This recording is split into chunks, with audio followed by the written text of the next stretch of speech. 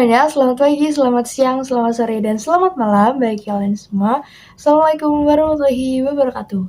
Perkenalkan, nama saya Kirana Saraswati dari kelas 11 IPS 2. Dan hari ini saya akan membuat video mengenai jaringan epitel pada jaringan hewan.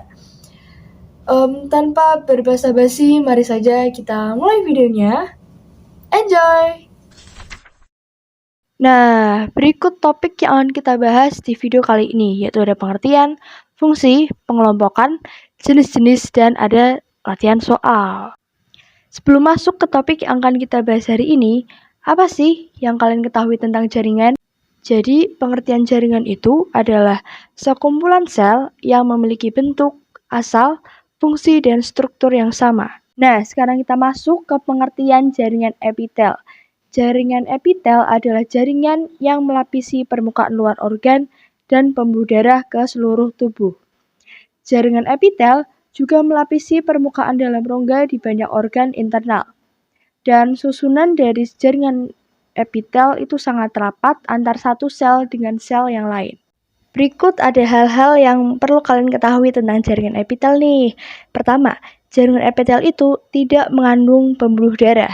Kedua, harus menerima makanan melalui difusi zat. Lalu ketiga, jaringan epitel juga membentuk banyak jaringan di kelenjar tubuh. Dan terakhir, sel-sel di jaringan epitel itu beregenerasi dengan cepat loh. Di sini ada 6 fungsi jaringan epitel, yaitu pertama sebagai pelindung, kedua alat sekresi, ketiga penerima impuls, keempat penyaring atau filtrasi, kelima ada absorpsi, dan terakhir ada respirasi. Nggak sampai situ. Di sini kita akan bahas mengenai pengelompokan jaringan epitel. Lalu kita masuk ke pengelompokan jaringan epitel. Jaringan epitel itu dibagi menjadi dua, yang berdasarkan lapisan dan berdasarkan bentuk sel. Yang berdasarkan lapisan itu ada dua, yaitu epitel selapis dan epitel berlapis. Lalu berdasarkan bentuk sel, ada epitel silindris, epitel kubus, dan epitel pipih. Kita masuk ke jenis-jenis jaringan epitel nih. Pertama ada epitel pipih selapis. Bentuknya pipih dan hanya ada satu lapis. Tempatnya itu ada di pembuluh darah, pembuluh limfa, alveoli, dan alveolus paru-paru.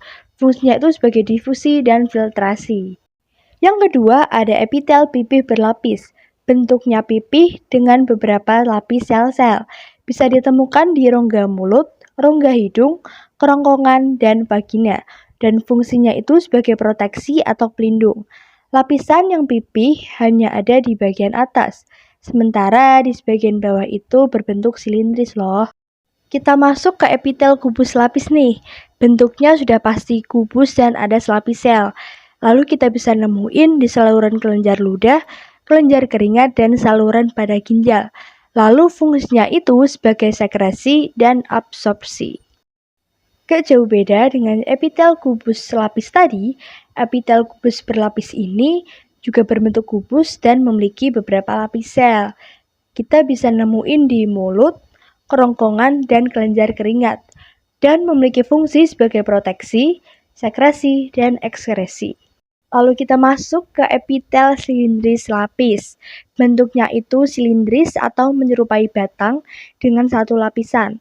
Kita bisa nemuin di sel goblet, usus, dinding lambung, kantong empedu, saluran rahim, pencernaan, dan saluran pernafasan. Dan memiliki fungsi sebagai penghasil mucus, sekresi, absorpsi, dan pelicin. Selanjutnya yang akan kita bahas yaitu epitel silindris berlapis, memiliki bentuk yang silindris atau batang dengan lebih dari satu lapisan. Kita bisa temuin di saluran kelenjar ludah, kelenjar susu, uretra, dan laring, dan memiliki fungsi sebagai sekresi dan juga pelindung. Lalu yang akan kita bahas yaitu epitel silindris semu bersilia, memiliki bentuk lapisan sel tunggal dan memiliki silia atau bulu-bulu halus. Kita bisa temukan di saluran reproduksi laki-laki dan wanita, rongga hidung, dan saluran pernafasan, dan memiliki fungsi sebagai sekresi, pelindung, dan pergerakan. Ukuran sel-sel di epitel ini tidak sama tinggi, dan inti sel juga tidak sejajar. Yang kedelapan, ada epitel transisional, memiliki bentuk beberapa lapisan sel berbentuk kubus dan pipih, dan kita bisa temukan di kandung kemih, saluran ureter, dan ginjal. Lalu memiliki fungsi mengembangkan dan meregangkan organ kemih saat menemukan urin. Saat masih terisi penuh, bentuk-bentuk selnya memipih. Lalu berbeda saat relaksasi atau normal, memiliki bentuk bulat dan juga besar. Terakhir, ada jaringan epitel kelenjar, memiliki bentuk sel yang tersusun dari beberapa jaringan epitel, dan kita bisa temukan di rongga atau lumen, kelenjar campuran, organ pencernaan, dan organ reproduksi.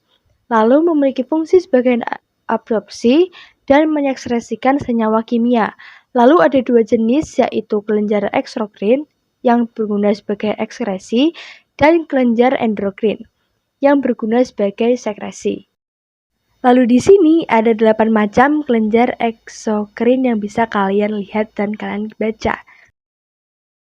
Nah, di sini ada hal yang harus kalian ketahui mengenai kelenjar eksokrin dan kelenjar endokrin. Di kelenjar eksokrin memiliki saluran khusus untuk mengalirkan sekret, seperti kelenjar keringat dan kelenjar air liur. Sedangkan di kelenjar endokrin tidak memiliki saluran khusus dan biasanya mengalir bersama darah. Contohnya kelenjar tiroid dan kelenjar anak ginjal. Sampailah kita ke pembahasan terakhir di video ini, yaitu latihan soal yang akan kita bahas bareng-bareng kok di video ini. Yuk kita bahas! Kita masuk ke pertanyaan pertama. Ditemukan jaringan dengan ciri sebagai berikut.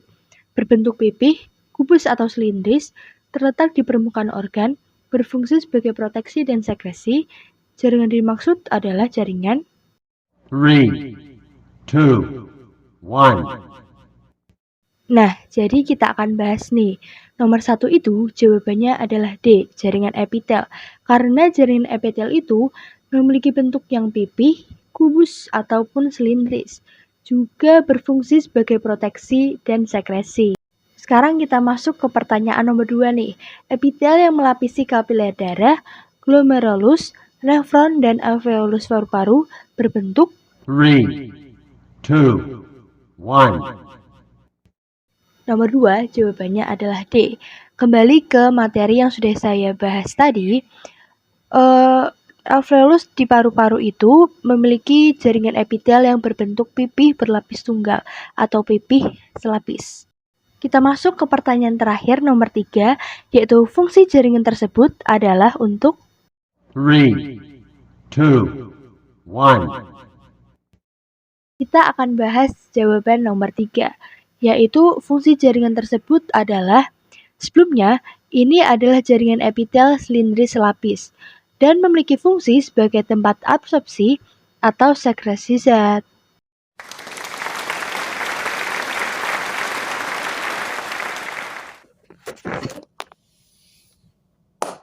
Selesai juga videonya ya. Terima kasih bagi kalian semua yang sudah menyaksikan sampai akhir. Wassalamualaikum warahmatullahi wabarakatuh. Dadah semuanya.